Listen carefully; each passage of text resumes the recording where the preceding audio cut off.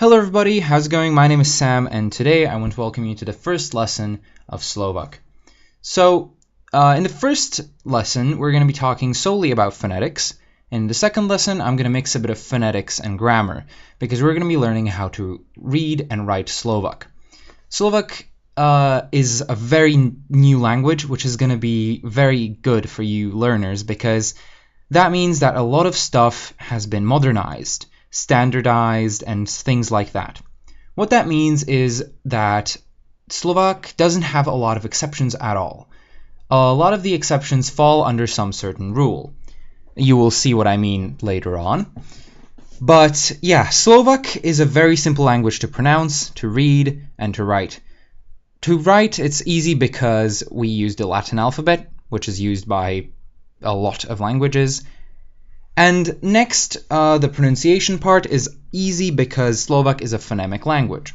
Phonemic languages are languages that are pronounced the way they are written, which means each character or each letter stands for a certain sound, and those don't change.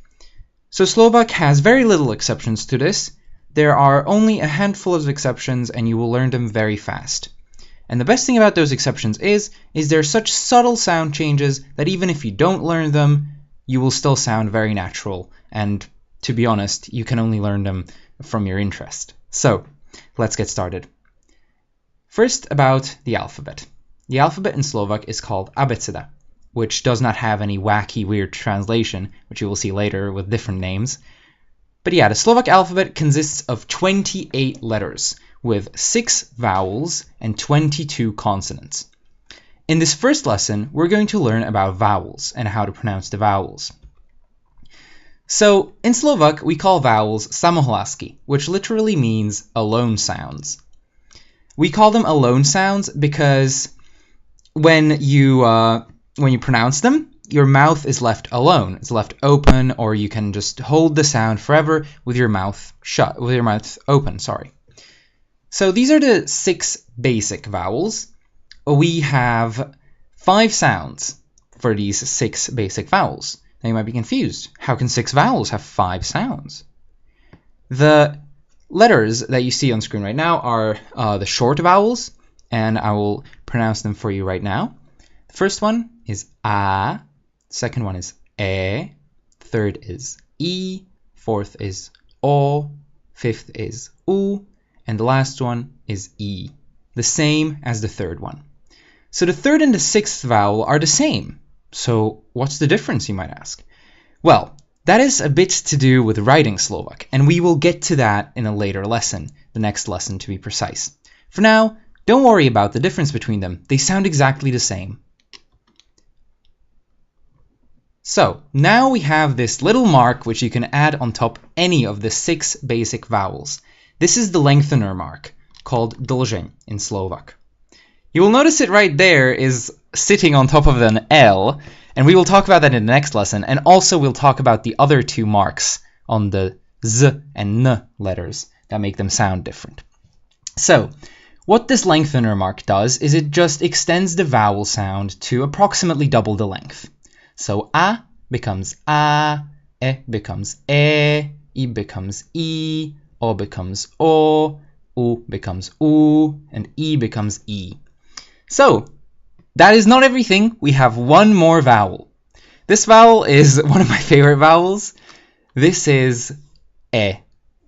So you might think, what the hell? Is this another vowel that sounds exactly the same as a different vowel?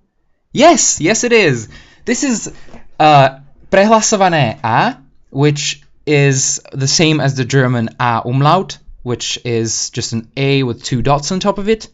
This letter used to be pronounced differently in archaic Slovak or in Old Slavonic. It used to sound more like the German equivalent of this letter, which is A, something in I can't think of a word, sorry. And right now in the modern Slovak, it is perfectly normal to pronounce it as E, and you will actually stand out if you don't pronounce it as E. There is honestly almost no difference to A and E, and we do pronounce them the same, although some very old people might pronounce them differently, but I don't think you need to learn anything different. Anyway, so these 7 with the basic 6 plus the e that we just learned, prehlasované a, those are krátké samohlásky, or short vowels. These are simply the ones that sound short. And the remaining 6 are dlhé samohlásky, meaning they just sound longer. So then, let's have some example words. I will just read the Slovak words. The English translation is written right after the word, and I'm going to be going row by row, and I'm pretty sure you will be able to pick up on the translations as we go.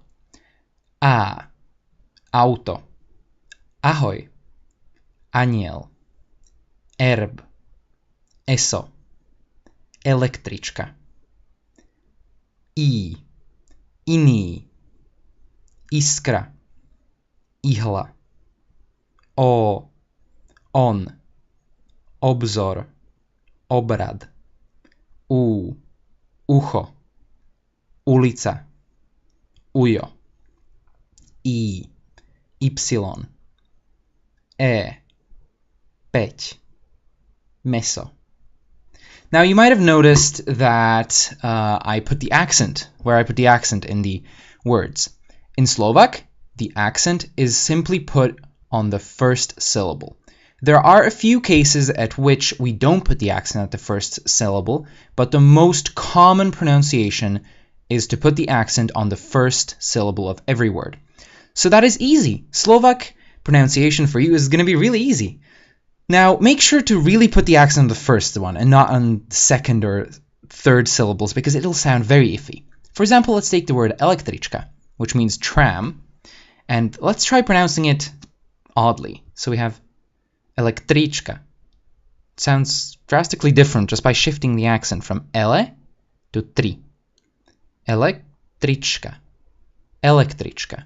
It sounds much more natural.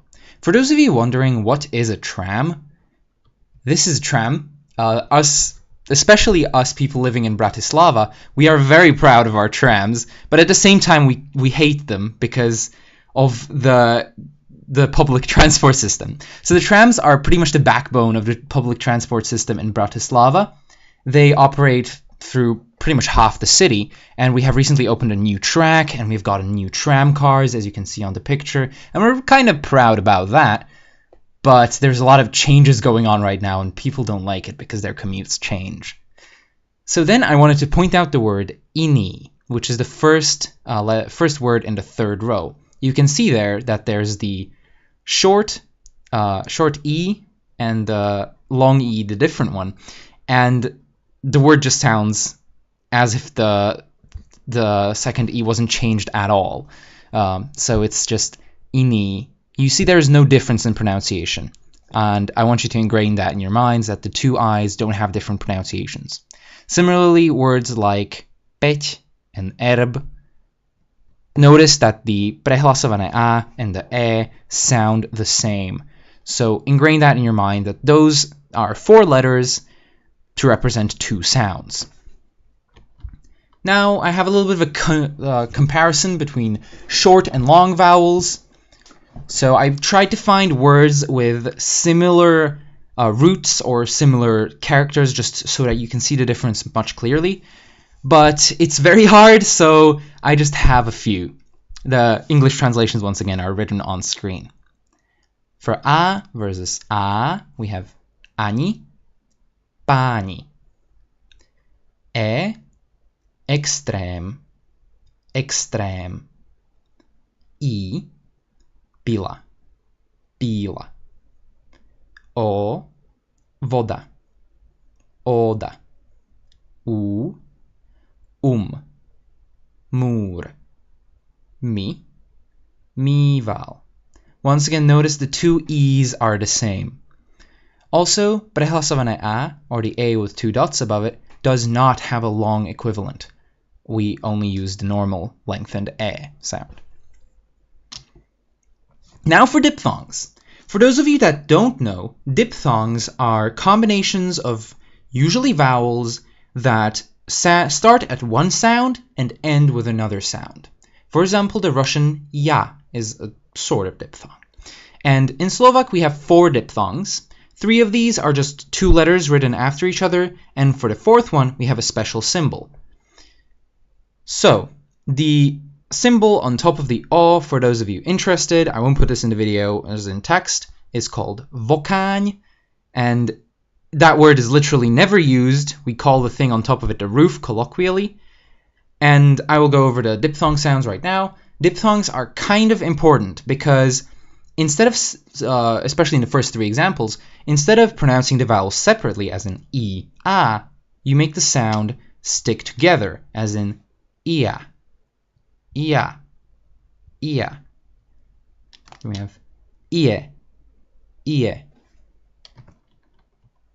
iu, iu. Make sure to practice these by just pronouncing them sort of as I illustrated on screen. I into a, ia, ie, iu. And the last one you might think, oh, but what letters do comprise it? What sound is that? That is a way of writing this diphthong, as written on screen right now. Wo. This is, for many learners, the most complicated sound in Slovak. So if you can learn this, you can pretty much learn anything in Slovak. Wo. Wo. Make sure to learn this sound properly because it is very important. Wo. Wo. Now let's go on to some examples. Ia. Viac. Piatok. Ie. Piecť. Piesok. Iu. Julius. Julius. Wo. Pôda. Vôľa. Notice that the O sound in those two words. The O sound is very common. It's surprisingly common. Especially, it's not common as in used in a lot of words, but it is used in a lot of common words, which means many words. For example, here you see soil and will, as in willpower. It's commonly used in these sorts of words, and you will run into it a lot. And not knowing how to pronounce it is a serious mishap. So to recap real quick, this is the end of vowels. These are all the vowel sounds in Slovak, plus the diphthongs.